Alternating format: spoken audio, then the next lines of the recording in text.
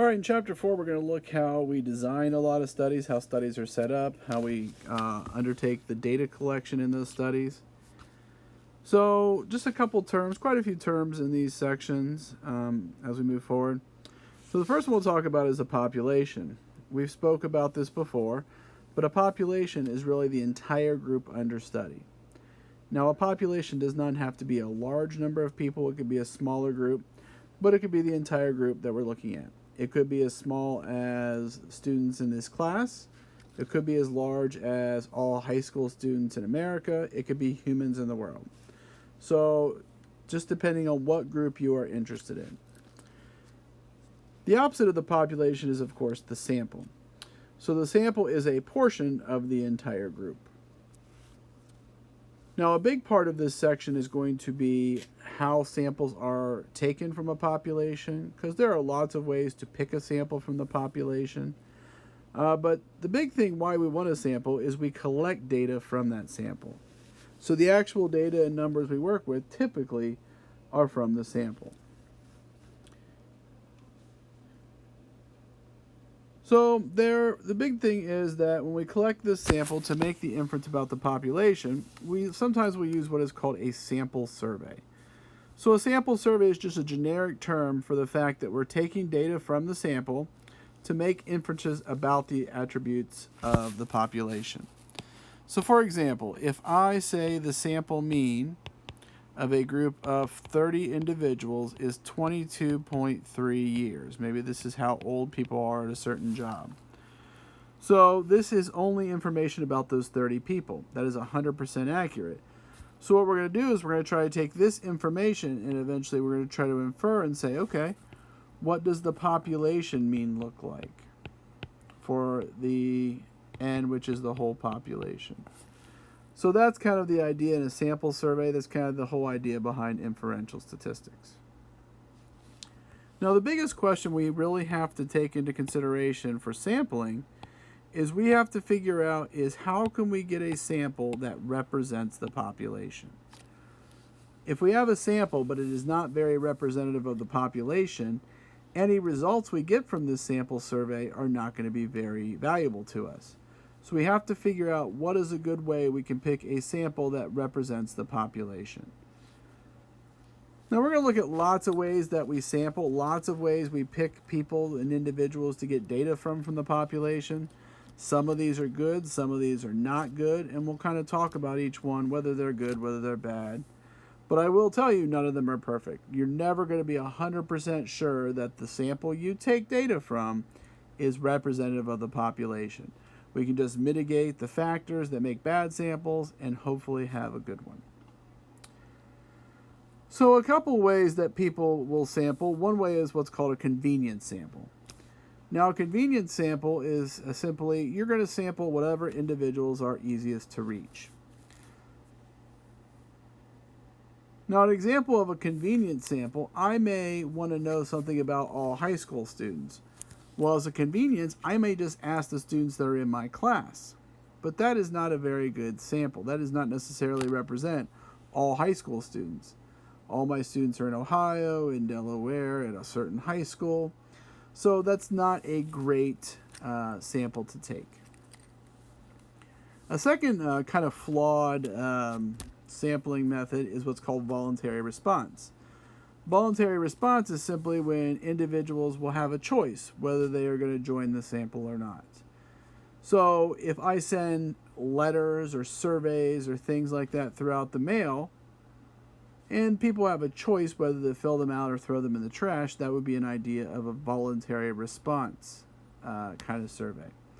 So if I'm sampling that way, again, that is a bad way to sample.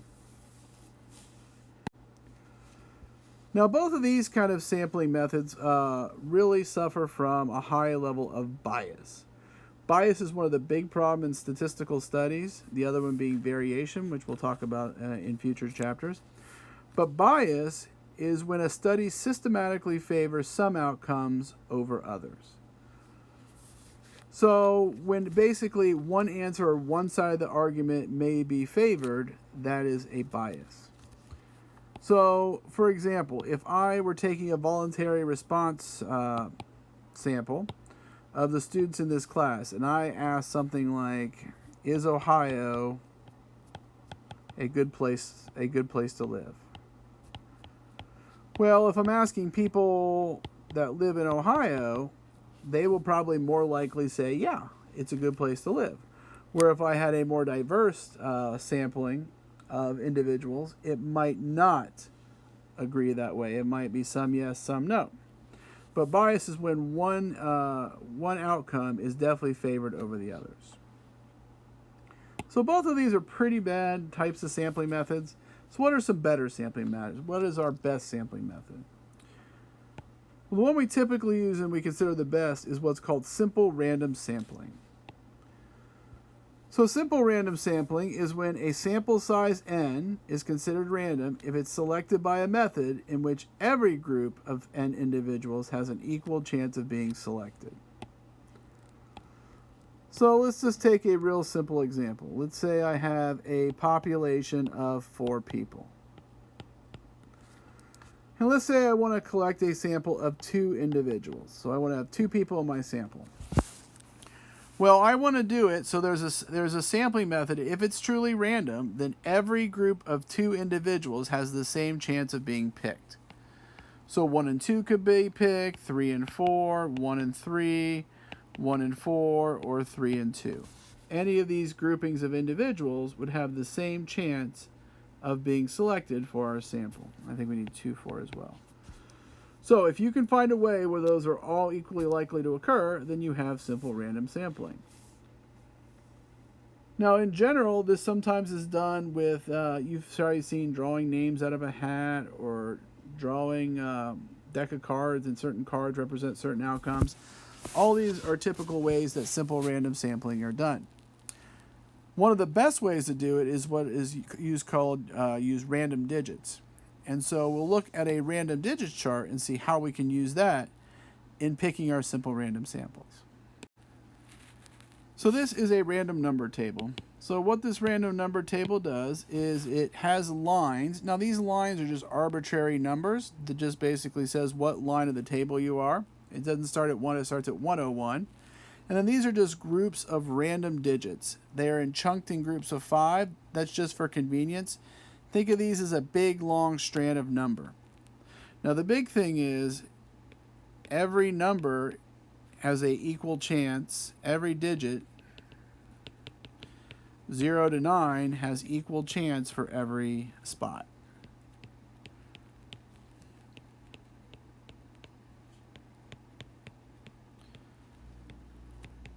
So every digit 0 to 9 has an equal chance of appearing in all these spots. So how can we use these just random numbers to try to find random simple samples? Well, the easiest way would be if I have a bunch of data. So I have a bunch of individuals in my population. I will give them all a number, and I'll give that number be the same length. So it could all be 1 digit, 2 digit, 3 digit, 4 digit, whatever it might be.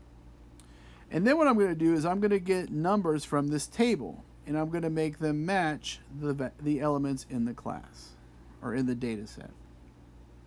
Our example we're going to pick 4 students to take a pop quiz. So what I'm going to do is I am going to have a group of students. Let's say I have 6 students. Let's say I have Jim and Brian and Danielle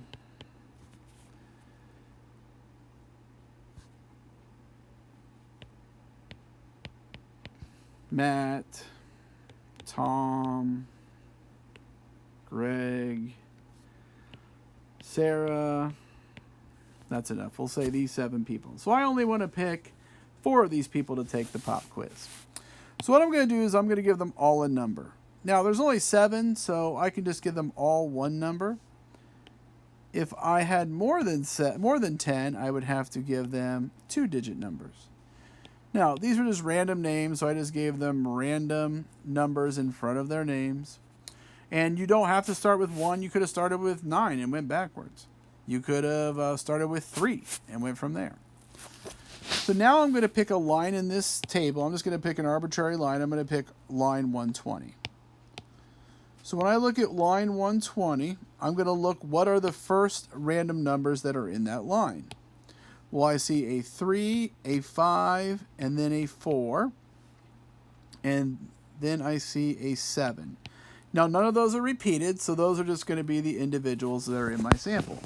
So I'm going to give Danielle and Tom and Matt and Sarah the pop quiz. Now, if you ever repeat a number, if you find the same number comes up twice, you just skip it and go to the next one. If you have more than 10, like I said, you'd have 2-digit numbers.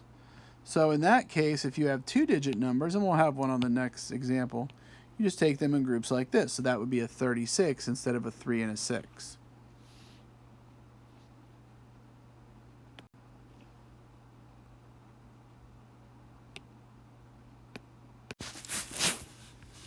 So simple random sampling is really the best, but there are some other kinds of sampling methods that are okay. They are used quite a bit. One of those is stratified sampling. So stratified sampling is before we start polling random people, we break the population into different groups that we call strata by some attribute. And then we take a simple random sample from each group. Now this could be used a lot where if I have a whole population, let's say I break the population into, say, male, female. Then if I take, say, 20 males and 20 females, I'm guaranteeing that my sample contains equal numbers males and females. If I just do a random sampling from the population, it could in theory be all males or all females. So if that's something that I'm interested in, I think I need both perspectives, then I'd kind of do some kind of stratified sampling to ensure that I have equal representation among the genders. So SRS and stratified are our two best. Some other ones that are used, not quite as good, but they are a nice mix between something really convenient and simple random sampling. One is called a cluster sampling. So this is where the population is broken into groups, but then we just sample one entire group. So if we use our example from before, we break everyone into male and female, then maybe we ask just all the males, or we just ask all the females. But in doing so, you might have some kind of implicit bias that you're introducing while you do that. The last one, and you've probably seen this one done, this is called systematic sampling. This is where every kth individual is sampled. Now, kth means, every third or every fourth or every fifth. So we line everyone up in a row and we just basically take every so often. When a teacher assigns you a number, counts you off by numbers and says all the 2s go here and all the 3s go here, that would be an example of systematic sampling. So now that we have all these different sampling techniques, what we'll try to do is we'll give you some examples and we'll try to see which of these sampling methods best fits our model. So the first one says college students are waiting in line for registration. Every 8th person in line is surveyed. What kind of sampling technique is this? Well, this is pretty obvious. This is systematic because it's every 8th person. Anytime you're taking every so often person, that's systematic. Second one says college students are waiting in line for registration. Students are asked to volunteer to respond to a survey. Well, this literally has the word volunteer in there. So this is going to be voluntary response.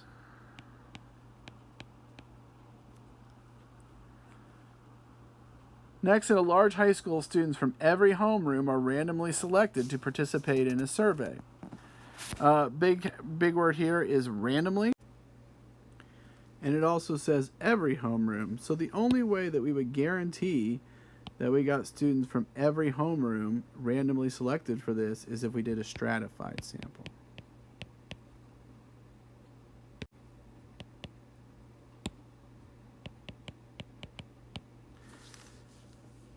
So the next one says an accountant uses a random number generator to select 10 accounts from audit. So you just randomly selected 10 accounts, so that's just simply going to be SRS. So you could have an account number or something like that, and that could be your digits you use, and you just randomly select them. So the last one says, to determine the opinions of a new registration method, a college randomly selects 5 majors, and then all the students in those majors are surveyed. So that's going to be cluster, because we're breaking the group of all the majors into 2 groups, these 5 and then everybody else, and we're only focusing on these 5. Everyone else does not get, they're not included in the sample. They don't even have a choice or a chance to be in the sample. So here is some data that we're going to look at. We're going to try to pick a random sample and a stratified sample based on the strata of the city. So first I want to pick a random sample. I'm going to pick 4 restaurants from this group. This is a bunch of data of restaurants that are classified by city and by how much they cost. So what I've done is I've labeled every restaurant from 0, 1 to 84 of these 84 restaurants. Now you'll notice I had to use 2 numbers because there's more than 10 things. So I had to use more than the 1 digit that I used on my students. So everyone is given a 2-digit code.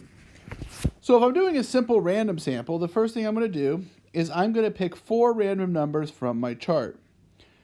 So in my chart here, I'm going to pick any random line. I'm just going to pick line 112. And again, that's just by random chance. So the first numbers I see are 59, 63, 68, and 88. Now, 3 of those numbers are fine. The 59, 63, and 68 are fine, but unfortunately there is no 88, so I'm just going to skip that one because I have no restaurant 88. So I'll just go to the next number, which is number 4. So if I'm doing my simple random sample, so the numbers I got from my chart were 59, 63, 68, and 4. So if I wanted 4 restaurants for these samples, I would just now that I've got those 4 from the random table, I just go over here and see what restaurants those are. So that would be Giorgio's, Addie's, Diamonds, and 4 is Cap City. Now, interestingly enough, with a small sample like this, you'll notice that 3 of my restaurants, Giorgio's, Addie's, and Diamonds, came from the $15 to $20 range as far as price of the restaurants. Now, with 4 restaurants, that is pretty typical. You could certainly get them all in the same city or the same price category. It just kind of depends on what numbers. Now, the bigger sample you take, the less chance you have of this because you're going to get more and more data included in your sample. Now, the second thing we want to do is we want to do stratified sampling. Now, stratified sampling is when I'm going to break all the cities up into different categories. And this one I'm going to be in cities. So I've broken all my restaurants into these 7 cities. And then I want to pick a sample. I want to randomly select from each of those cities. Now, you can renumber, but I'm just going to go ahead and say, all right, from Columbus, I'm going to pick so many restaurants. So let's just say I'm going to pick 2 from each city. So I'm going to pick 2 from Columbus. Now I'm going to use a new line. I'll use 122. Now this is going to take a little more work though, because if I look at 122, remember I have to go and I have to find numbers that are in the Columbus. So there'll be a lot that I'll probably have to skip. So if I go to Columbus, so I go to 122, I have 13. 13's on my list, but it's not in Columbus, so I'll skip it. 87 is not on there at all. 38 is one, but it's not on our Columbus. 15, but no. 98 is not on our list. 95 is not. 5 is not. 29 is the first one I see. So 29 was the first number. And you notice how when you're in between these, I just circle one of each. So 29 is Benihana. So that is going to be in my sample. And then if I wanted to keep going, I could find a second restaurant in Columbus if I'm doing 2 from each. So that's 9, no. 8, no. 73, yes. So 73, the next one is Due Amici. So now those are my 2 restaurants from Columbus. So now to continue my sample, I want to get 2 from each. So now I'll go to Cincinnati. And then I'll just continue this process. We'll go ahead and do Cincinnati, and then you can kind of see that you just kind of do this for each of the cities. Now, this could be pretty frustrating because there's a lot of numbers you have to skip. Now, you can do it a couple different ways. You can continue right from where you were before. You could start at a different line. It really doesn't matter. Now, obviously, on a test or something like that, we'll be more specific of what numbers we want you to use. We'll give you a line of numbers. But in this case, it doesn't really matter. So I'll just continue on with the same ones I've been doing. So the next one I have is 59. That's not in Cincinnati. 27 is not in Cincinnati. 51 is not in Cincinnati. 86 is not a restaurant. 87 is not a restaurant. 13 is not in Cincinnati. And now we have 69, which is not in Cincinnati, because we have the 6 here and the 9 here. 57 is in Cincinnati. So the next one that goes in my sample would be the grand finale. And then we have 61, which is not in Cincinnati. And now we're at the end of the line, so we'll just jump down to the next line. So we have 54, we have 58, and that one is on our list as well. Local 127 on the vine. So you just continue doing this until you get, if we're doing 2 from each city, then there'd be 14 restaurants. So that's kind of the idea with the stratified versus simple random. Simple random, I think, is definitely a little simpler, but the nice thing about the stratified is you're guaranteeing, once I did all 14, once I did this 5 more times, I'm guaranteeing I would have 2 restaurants from each city. So if I was doing some kind of study on the city as one of the variables, that might be more appropriate. So hopefully this was not too bad. If you have any questions, of course, let me know.